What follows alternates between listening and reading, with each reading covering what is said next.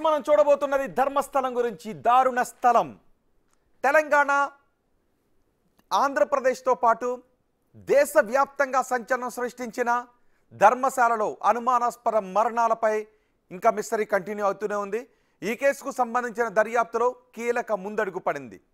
శ్రీక్షేత్ర సమీపంలో అటవీ ప్రాంతంలో కొన్ని శవాలను పూడ్చిపెట్టాను అని ఒకప్పటి పారిశుద్ధ్య కార్మికుడు చూపించిన ప్రదేశాల్లో పోలీసులు తవ్వకాలు జరుపుతున్నారు. ఇందులో 6వ సైట్లో కొన్ని మానవ అవశేషాలను గుర్తించారు. ఈ కేసులో ఇదే బయటపడిన తొలి ఆధారం.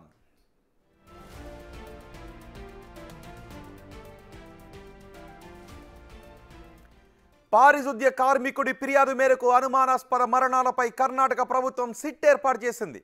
4 రోజులుగా సిట్ అధికారులు అతన్ని దర్యాప్తు ప్రదేశానికి తీసుకుని వెళ్ళి అక్కడ దర్యాప్తు చేపట్టారు.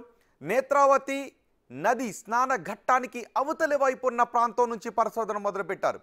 మృతదేహాలను పూడ్చిపెట్టినట్లుగా అతను గుర్తించిన 13 ప్రదేశాలలో తవ్వకాలు కొనసాగుతున్నాయి. ఈ క్రమంలోనే 6వ ప్రదేశంలో అవశేషాలు బయటపడ్డాయి.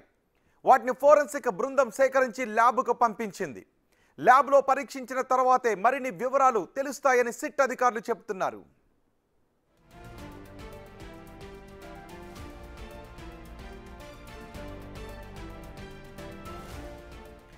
ఈ కేసులో దర్యాప్తు మొదలయ్యాక ధర్మస్థల క్షేత్రంపై దేశవ్యాప్తంగా చర్చ మొదలైంది.